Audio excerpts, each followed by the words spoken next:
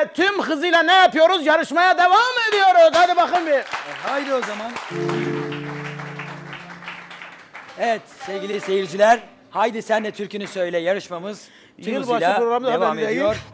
Son olarak Esalet Doğan 105 aday numarasıyla bizimle birlikteydi. Kendisi Ağlatma Gelem türküsünü okudu. Sırada 106 aday numarasıyla Bitlis'i temsilen Evin Takuş var alkışlarla geliyor.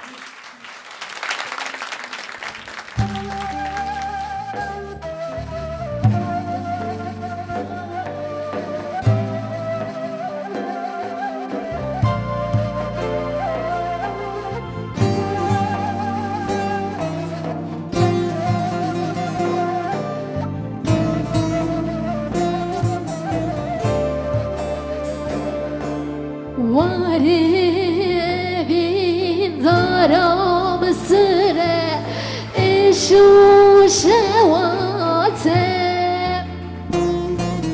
Var evin zaram sıre eşu şevate Gerevin zaram naze Erbete bate Gerevin zaram naze Erbete bate Hey vaklımın delalamın Agir verdin beden abın Hey vaklımın delalamın Agir verdin beden abın İşte askeri emzinimin Girti canemin İşte askeri emzinimin Girti canemin Çok teşekkür ediyorum. Evet sevgili seyirciler Evin Takuş bizimle birlikteydi. 106 aday numarasıyla. Ağzına sağlık Evin. Gerçekten güzel okudun. Kulağa Teşekkür ediyorum. çok hoş geldi. Şimdi Evin bizi yanıltmadı. Bazı yarışmacılar canlı yayında yanıltabiliyor ama Evin normalde de güzel okumuştu. Canlı yayında da bence güzel okudu. Hemen hocamdan yorum alalım Şafak hocam. Yani ben bu akşam 10 vermeyeceğim. İlk akşam olduğu Niye için. böyle yapıyorsun hocam ya? Ya karışma. Yani ya. benim, Tamam, bir şey benim demiyorum. provada da dinlediğim arkadaşlar daha iyiydiler. Değil mi ya? Yani burası ben de canlı şaşırıyorum. yayın oluyor. Hepimiz için geçerli bu. Evet. Ben yine 9 veriyorum. Gelecek haftalarda İşte Şafak hocamın 9'unu 10 sayıyoruz biz. Ben gayet güzel okuduk. bir şey anlatacağım sonra not vereceğim. Şimdi bizim kaval çana, zurna çana arkadaşımız sesi çok güzeldir. Murat bir kameran onu göster. Bu arkadaşımız Kanal 7'de sen türkünü söyle de eline değil. Anadolu Yıldızlarında Türkiye birincisi olmadı, ikinci oldu. İkinci mi oldu? Çünkü aynı böyle oylarla yarışmaya girmiştim. Murat'ın sesi çok güzeldir. Ben belki bir zaman inşallah dinleteceğim size.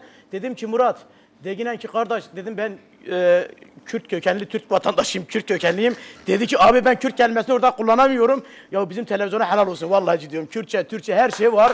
Allah razı olsun. Ona dedim ki denem Murat denem ben Kürt'üm efendim. Bütün Güneydoğu, Doğu Anadolu bölgesinden bütün Kürtlerden şey istiyorum. O istiyorum. Dedi ki abi Kürt diyemem. Dedim dene oğlum kırmızıyı çok severim ondan Allah.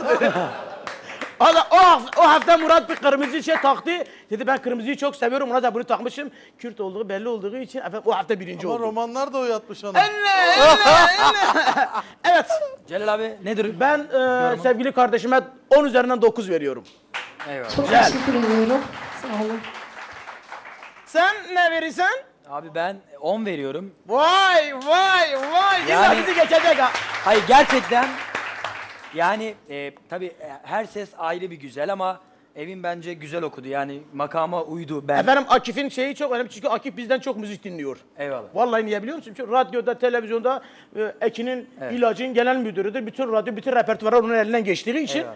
o kulağı bizden de biraz iyi dinliyor gibi geldi Hayır, bana. ben hocam ve O siz önemli. varken Akif tabii ki önemlidir, evet. yorum yapmam en son yorum yapacak kişiyim. O yüzden hep hocamdan böyle Ticari geliyorum. kulak var onunla. Ama Ticari, evet, bence ticari kulak var. mesela Esalet Doğan daha önceki yarışmacımıza yine siz 9 verip ben 10 vermiştim. Bence Esalet kadar güzel okudu. Dolayısıyla 10 veriyorum ben de. Tebrik ediyorum kardeşimi. Teşekkürler. Ama göndermiyoruz. Esalet'ciğim bak 106 aday numaran.